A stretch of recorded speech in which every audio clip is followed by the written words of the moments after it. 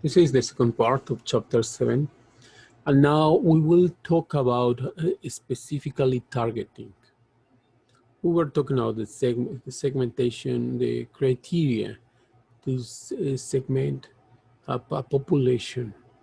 And we were saying that you have the population, you pick 1, 2, 3, 4, 5 criteria to divide in clearly differentiable groups. And so those groups are called segments.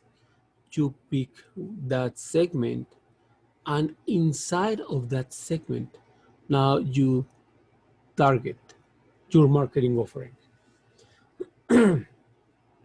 And well, you have to evaluate the market segments, and it will depend on the size and the potential growth of that market segment.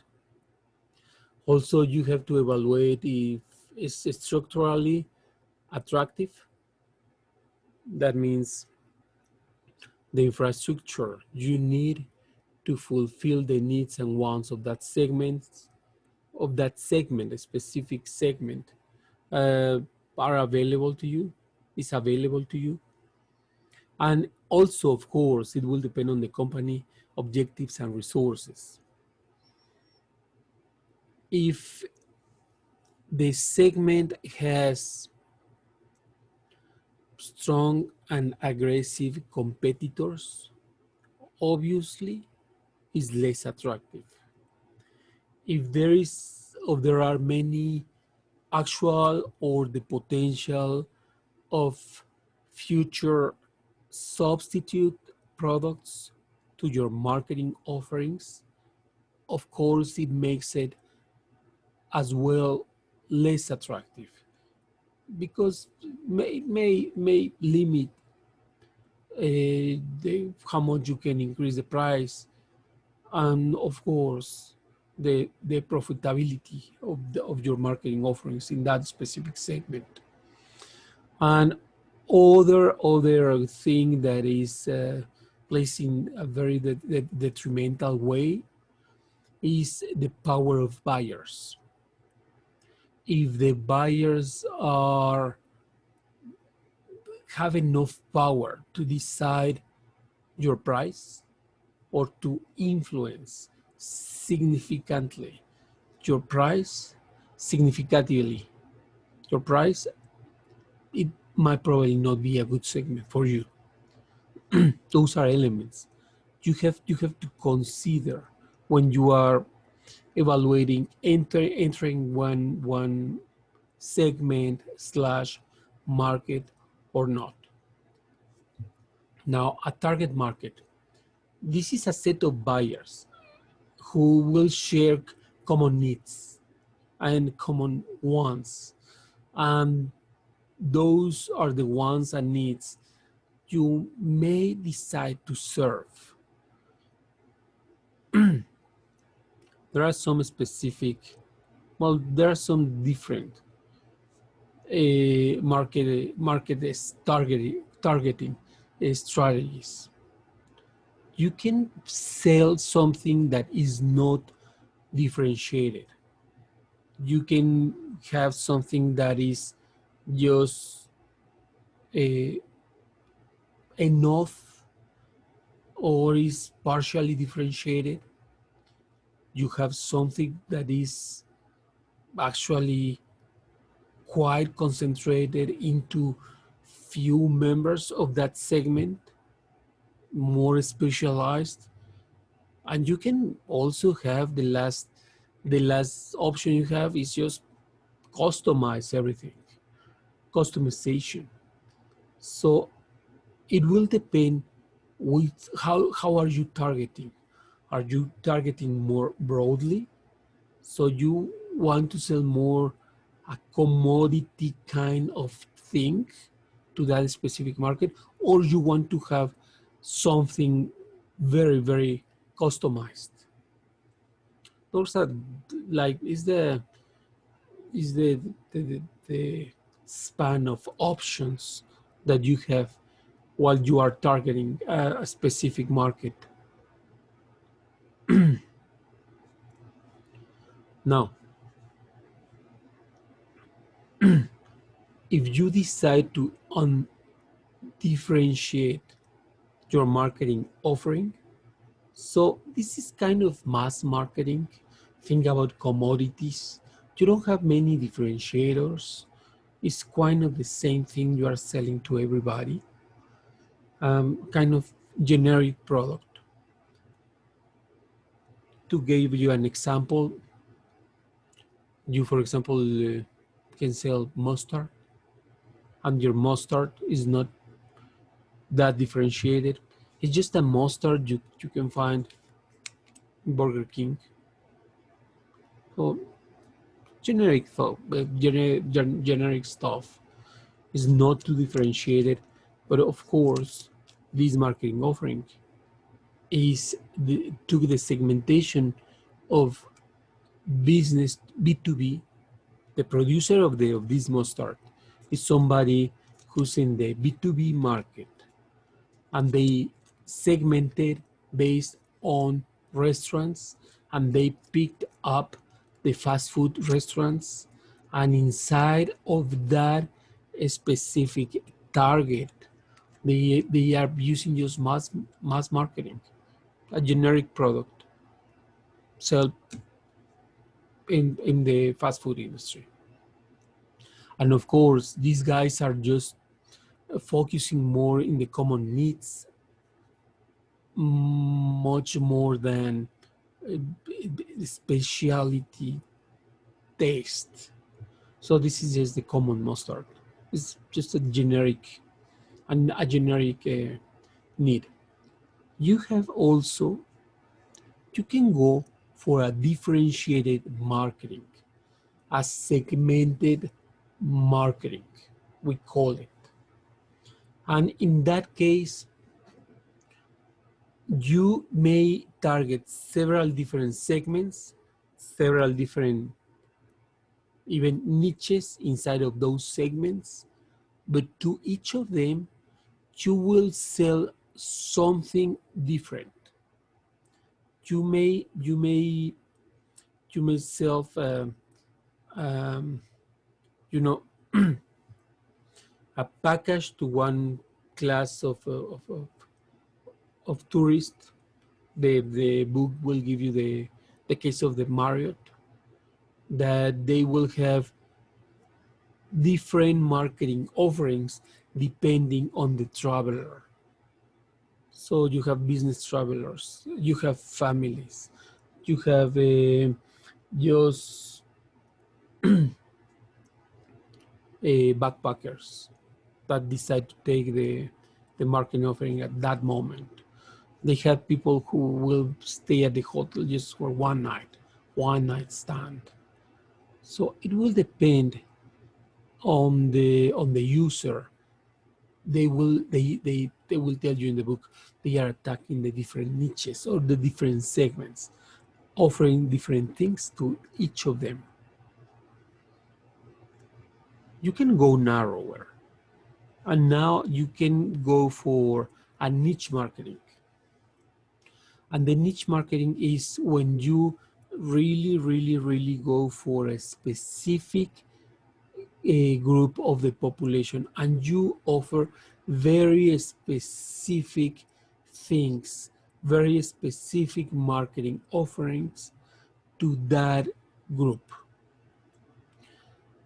And what you want to have is a large market share to that specific small market. That's the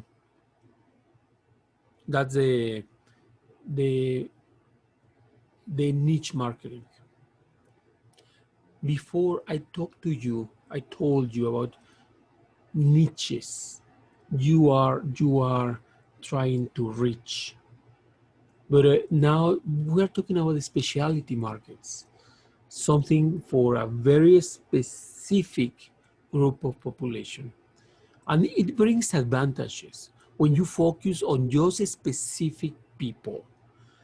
you can be more effective in fine-tuning your products, your marketing offerings, your prices, your marketing programs, so you can fulfill the needs and wants of that niche in a more subtle, um, more specific, and more clear way. Also, you can be more efficient, not only effective, but of course also efficient. And so all your marketing efforts and budgets, it's about money. Remember, always it's about money.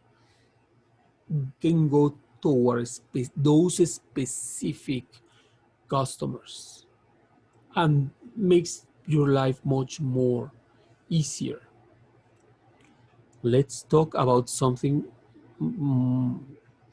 that I do believe is much more risky. And this is when you go for the micro marketing.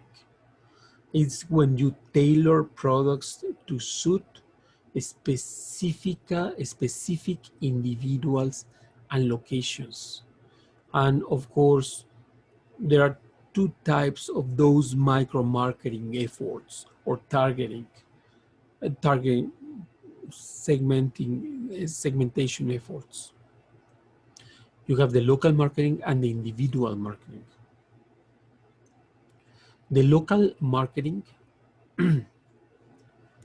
is about tailoring brands and promotion to local customer groups, to cities, to neighborhoods, even to specific stores. Why I'm telling you that's kind of more risky? Because if you have a large infrastructure and you have decided to devote your marketing efforts just to a specific local group, you may be losing a lot of marketing opportunities somewhere else. And moving from your tailored, highly prepared, tailored marketing offerings to a specific population, moving towards a larger segment always will be more difficult, and you may lose some quality in the process, and that's something that you don't want to go through. Also, there is a very important thing. When you tailor your marketing offerings, the manufacturing cost will go up, and you lose something very important. For you, some of you, it will be a new concept, and we call it economies of scale. And economies of scale refer to the reduction on the prime cost of a marketing offering due to the repetition and the increase in production capacity that will have the producer, the supplier. When you repeat and repeat and repeat and repeat, there is something called learning curve. And that learning curve tells you that whoever is producing something will need less and less and less time to produce with the same quality something, because the people learn. And there is this is the learning rate, the rate at which the decrease happens, the decrease in time to produce with the same quality happens. And as well, when you increase the capacity of your infrastructure, of your facilities, the cost associated with the individual product will spread out among more units. so it costs you less to produce.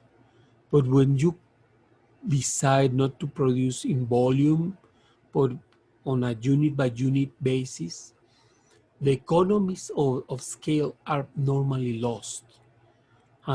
So you are less competitive price-wise. But if your market is a market that demands tailored marketing offerings, so you are fine. You are in the right place.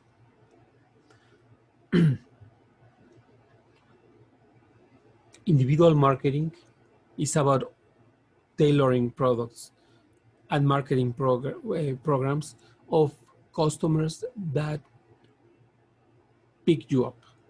You don't pick them. They will pick you. They will call you.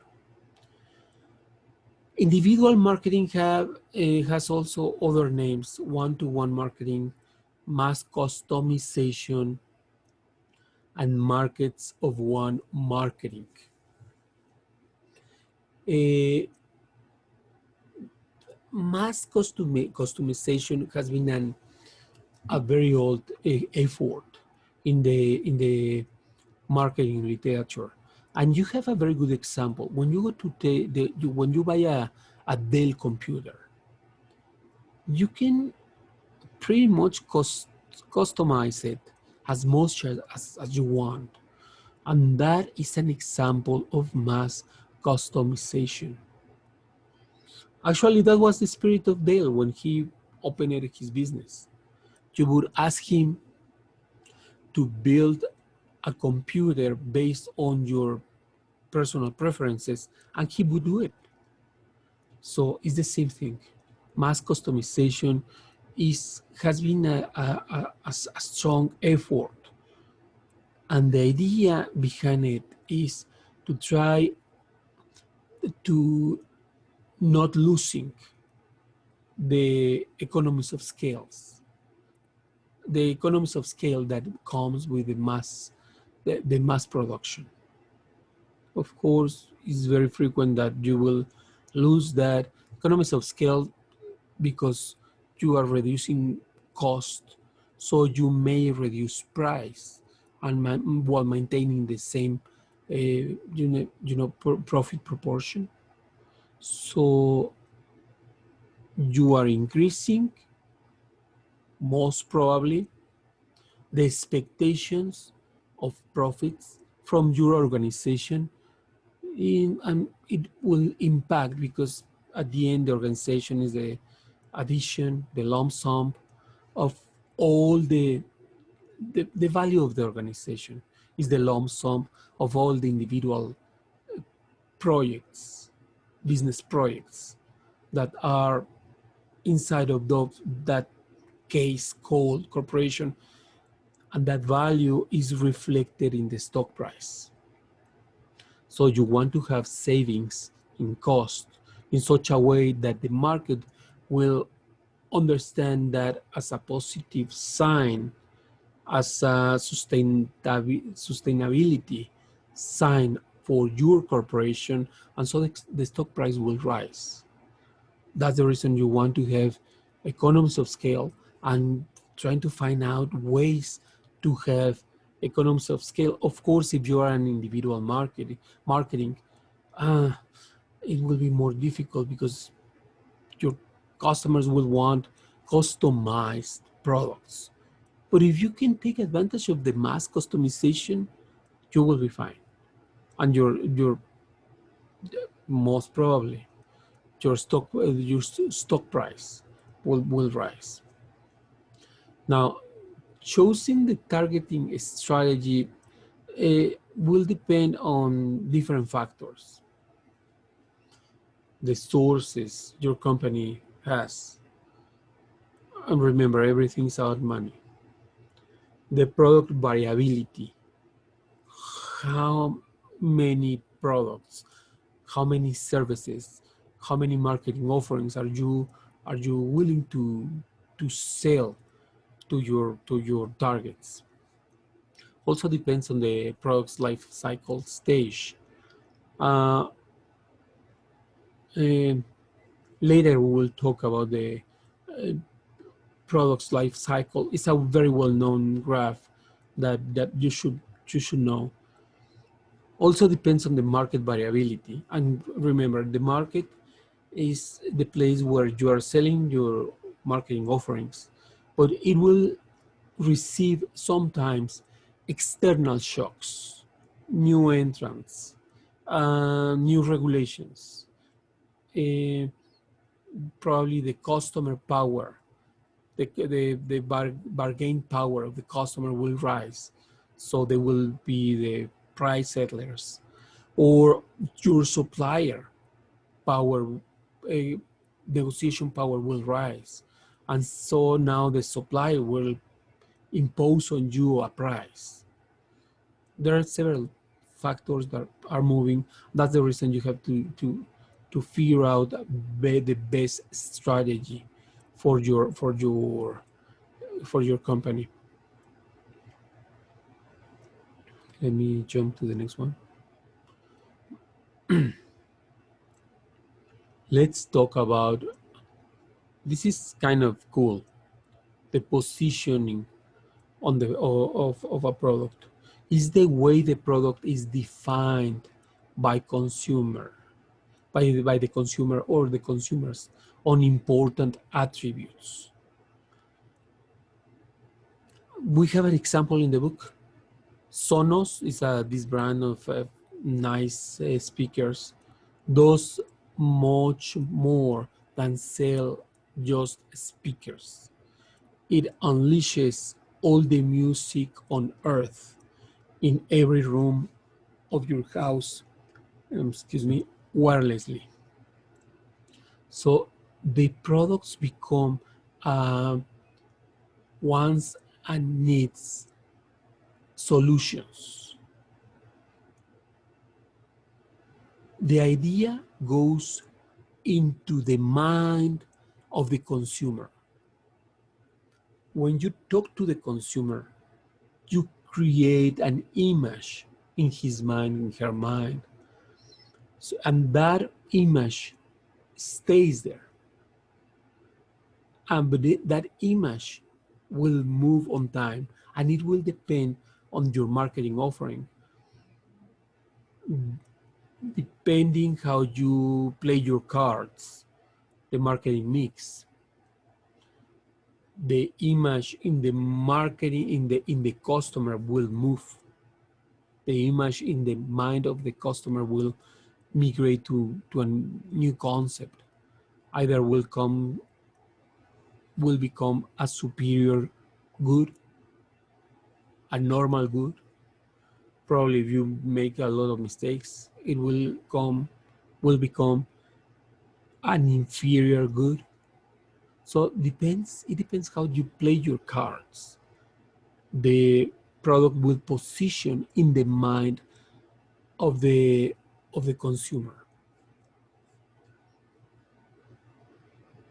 And you can map your marketing offerings.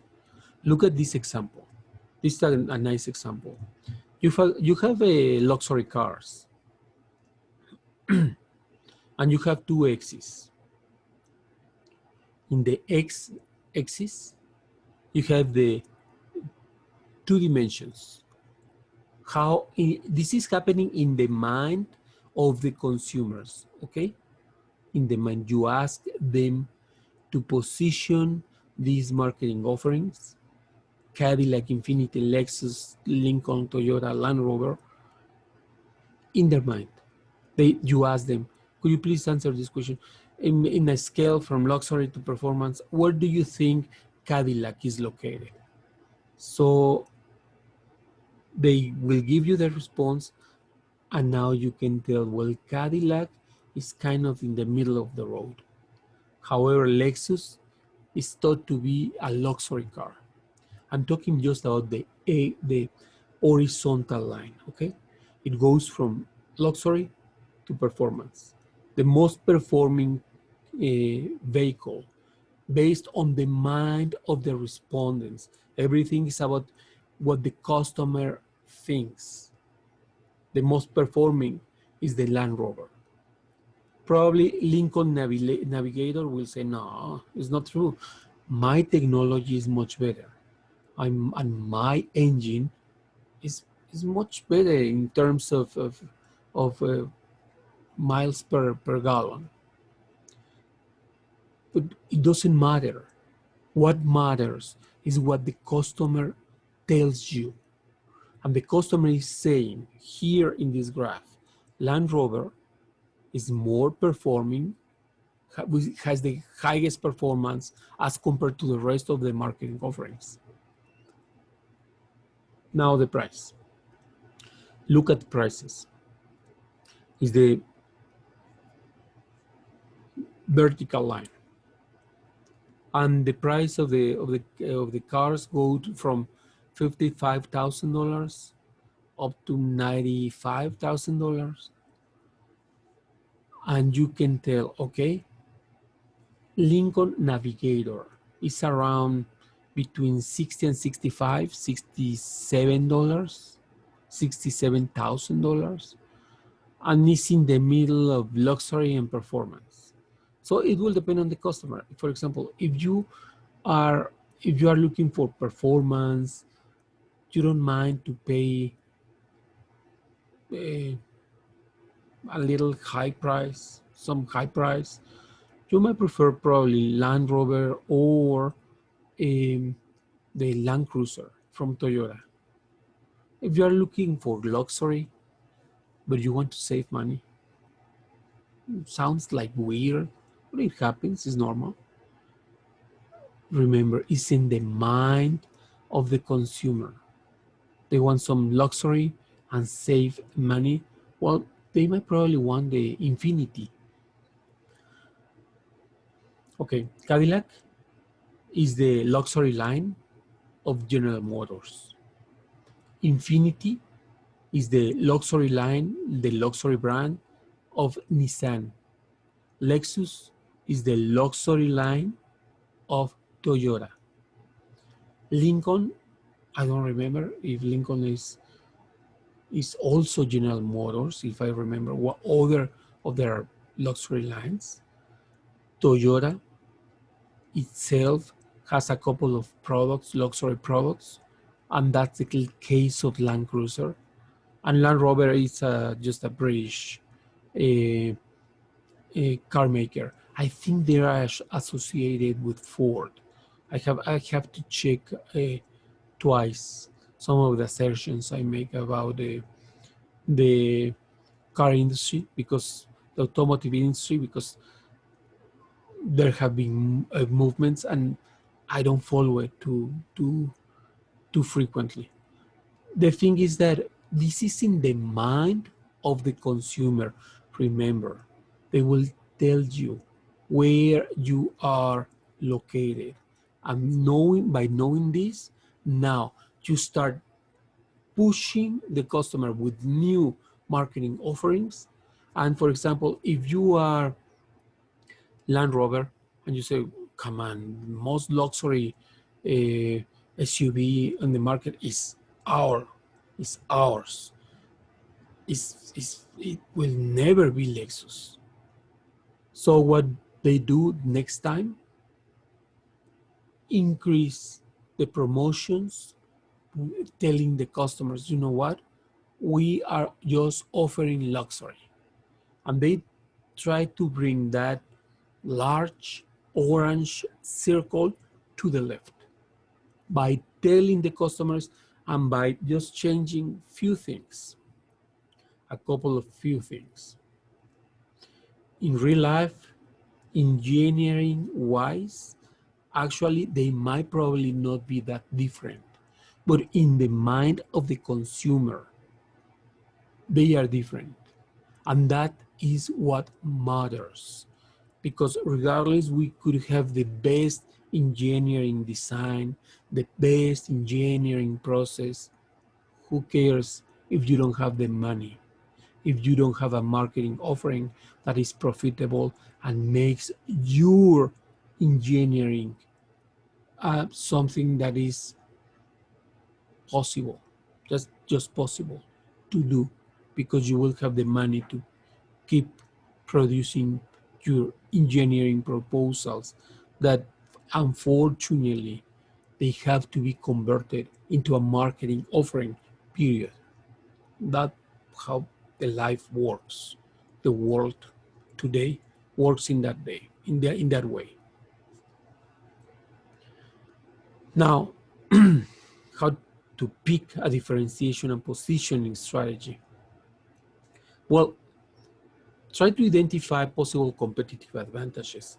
There is something that you do better than others. So focus on that. And having those competitive advantage, exploit them.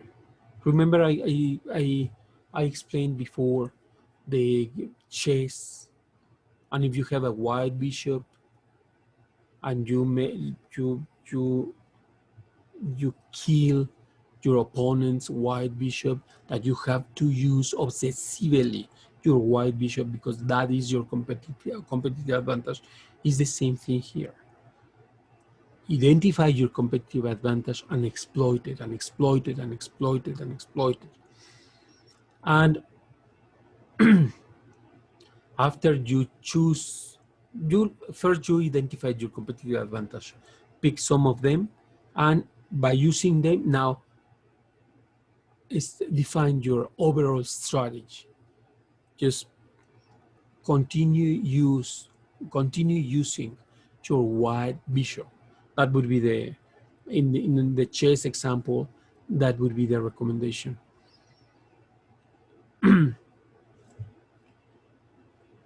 The competitive advantage is always based on the capacity you have to provide superior value. If you can provide superior value, remember, superior value in the mind of the consumer. I, I, I'm sorry. I do apologize to many engineers that they believe that because they build this wonderful thing, it will be explanatory. It's not going to happen. You have to communicate to your customer, and it's going to be your customer who will tell you if you are providing superior value. Sometimes you don't need too much technology to provide superior value. You really don't. Sometimes it's enough if you are there. Just by the fact of you being there, that's the superior value. It happens. It's just because you were there, not necessarily because you were offering the best thing. Think about personal relationship. It's the same thing. Sometimes you're not the best person, but the person is there to just provide friendship, to provide somebody to listen to you, somebody to share, somebody to complain. Probably is not the best person, but it's the person that is there, and it will be in the mind of the consumer which one is providing the best service. Now, there are different ways to differentiate. You can differentiate yourself by a very good product, by the services you are offering, by the channels, by being there, that you are through which people can find you, by the people that you employ to provide the services, or even by the image.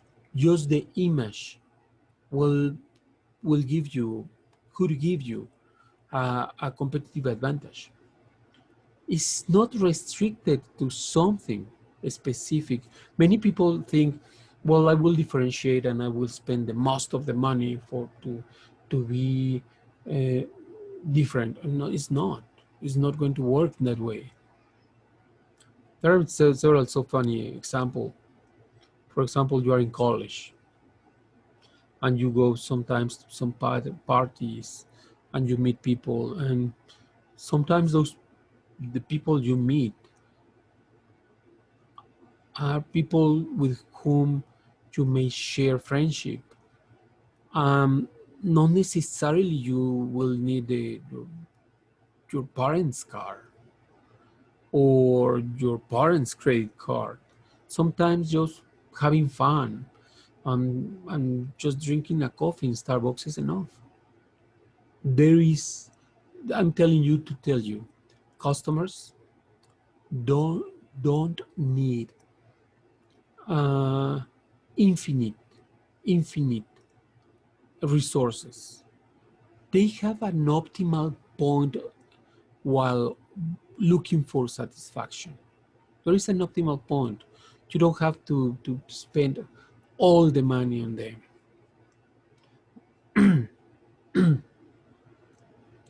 So once you figure out which one is your competitive advantage, there are specific characteristics should be important, should be distinctive. That means your competitors cannot offer that difference. Should be superior. Should be something that customer customers will not easily find somewhere else. Very important. Should be communicable. You should be able to tell your customer, I'm giving you this competitive advantage. It's kind of unique. I'm telling you, if you don't understand the competitive advantage I'm giving you, I can explain it to you. Should be preemptive. That means the competitor cannot copy you, cannot replicate it easily. Yes, there is in the literature, there is something called institutional theory.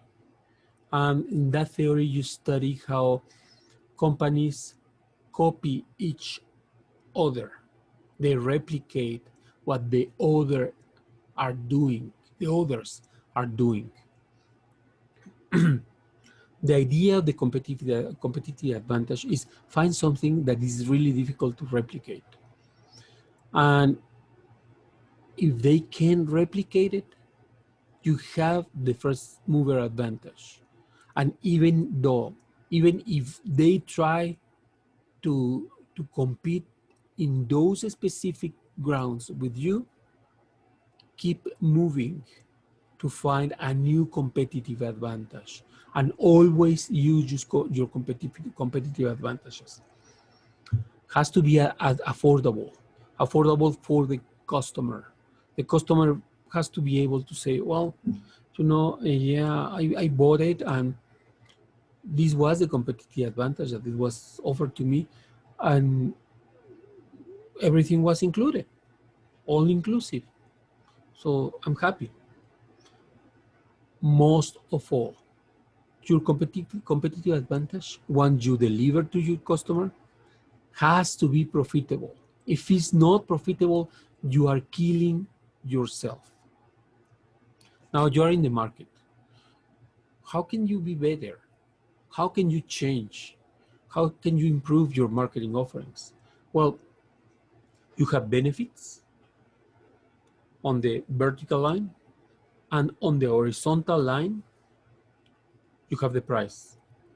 So is what you offer as a supplier and the price your customer is eager to pay to you. And you remember in the marketing mix, you set the price and you want to move in the green line. It's kind of inverse L letter. You want to move on that green line. So you may ask your customer more money, more price, more an increased price, but also you have to offer more benefits. You may offer, you may require the customer the same or less price, and you can continue offering more benefits. You also can offer the same or less benefits, but if you request less price, if you move in those areas, in that green area, you will be fine. Not necessarily you will lose a market, but just move there. You never ask more price and offer less. That's an awful mistake, very frequently found in all the markets. Very frequently they want more money and they are offering less quality, less something, and doesn't make you fun, happy. Some of you like the trailing, do trailing, and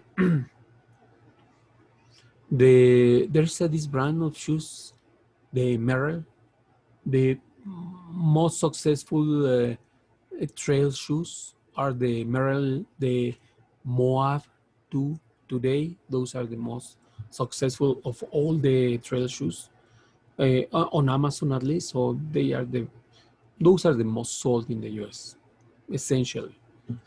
And Moab, from Merrell, Moab means mother of all boots. And the second version, they have this problem. The heel is more deeper now. They put more deeper the heel, so it's easier for you to develop tendonitis because the use of these shoes, especially when you are in the trail, and they are requesting the same price. And Merrill said, no, it's an improvement. Well, there are some people who are saying you are offering less for the same price. And there are few detractors of the brand because the perception is that one. You are offering less for the same price. I'm not going to continue with you. And so they are jumping to Salomon, to other brands. Uh, and this is because of the perception in the mind of the consumer. Remember, the mind of the consumer is everything. There are some positioning statements. If you many corporations use this, summarizes the company or brand positioning using this form. To this segment, our brand is this and that, such a way that, and they tell you the difference. You can form your positioning statement, but it's kind of risky because now you are announcing everywhere, and you don't want to give up for free marketing research to your competitors. You want only your customers to know this. And if your competitor has to know this, let them pay for their own marketing research. But if you feel more comfortable, you can build your positioning statement. And so now it will be very crystal clear to the customer why they are buying from you. Finally, in this chapter,